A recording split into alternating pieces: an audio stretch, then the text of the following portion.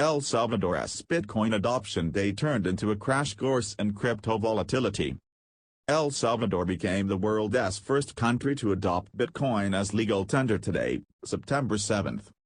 B-Day, as locals have dubbed it, ushers in a new era in which residents of the country can buy breakfast or pay their taxes in Bitcoin. All businesses and banks must now accept Bitcoin in addition to the US dollar, the country's other legal currency.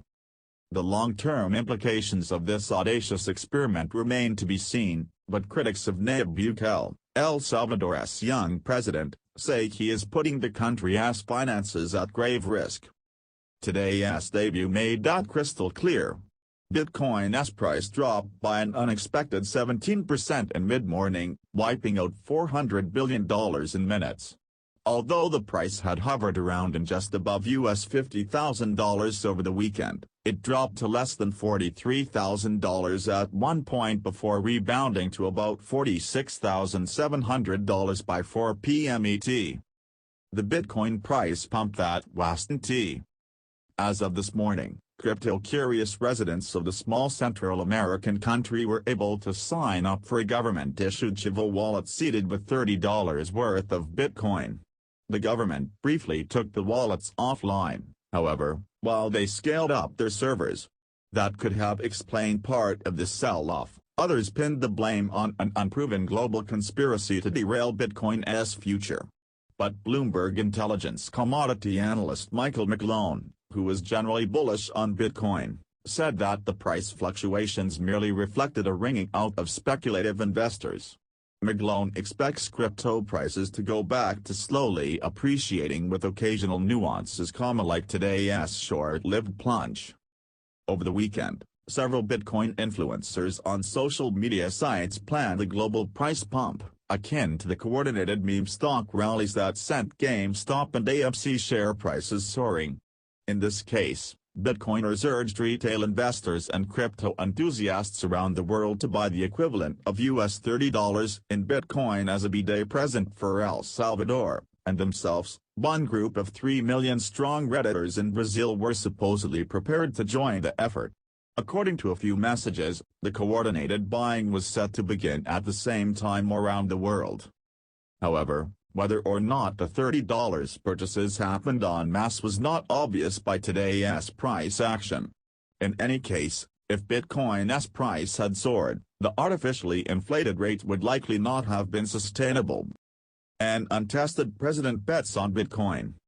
Economists and the IMF have cautioned that the nation's longer-term macroeconomic stability is on the line for numerous reasons. Adopting Bitcoin complicates the indebted country's debt negotiations, for example, and could make its banks attractive to criminals looking to launder illegal gains. Without understanding the unregulated crypto market, everyday citizens who jump into Bitcoin expecting it to gain value against other currencies could be in for a rude, or even tragic, awakening. With Bitcoin, there are no guarantees that what you own today won't be worth half as much tomorrow. El Salvador bought 400 Bitcoin ahead of Chivo's official launch day. When the price crashed this morning, Bukele, in a show of confidence, recklessness, wishful thinking, or some combination of all of the above, decided to buy an extra 150 Bitcoins at the lower price. He thanked the IMF for affording him the opportunity to save $1 million in paper money in that impromptu shopping spree.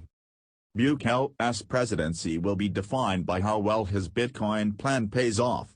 Many fear that the 40-year-old, who favors leather jackets and comes to politics following a career in business, he is a Yamaha motorcycle distributor, appears to be most interested in appealing to moneyed foreign Bitcoin entrepreneurs, as Quartz's Nicholas Rivero reported in June. 2 years into his tenure as the nation's leader, his political opponents now question his commitment to governing with transparency and protecting democracy.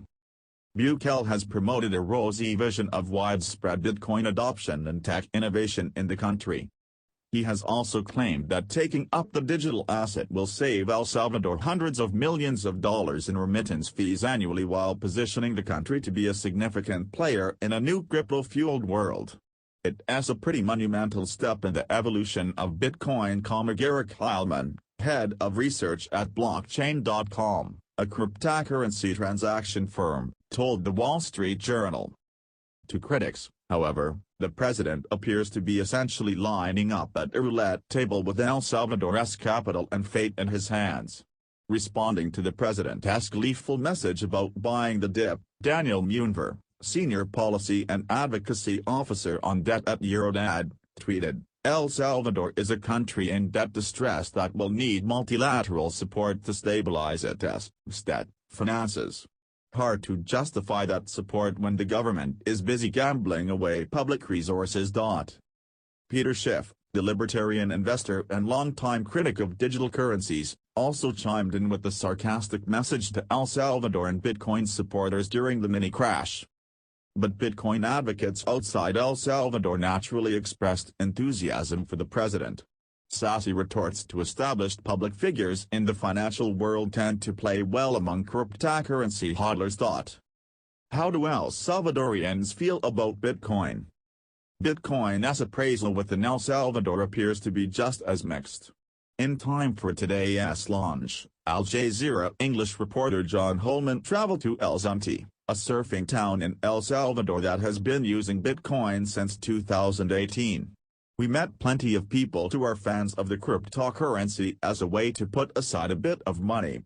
70% of Salvadorans don't have bank accounts, and this is a way they can save a bit up and, hopefully, watch that pile grow as Bitcoin's values increases," he said in a Twitter thread. However, many locals also described the frustrations they've experienced with wild swings in valuations, he explained. Today, the government is facing protests by worried pensioners, among others. One appliance and furniture maker told The Wall Street Journal that he sees Bitcoin as a smart diversification strategy for the country. "My mother believes that Bitcoin is a thing of the devil," he said, "but Bitcoin has a lot of advantages." Other social media pundits who claim to have received their tiny slice of Bitcoin through the Chivo app or ATMs are expressing their gratitude.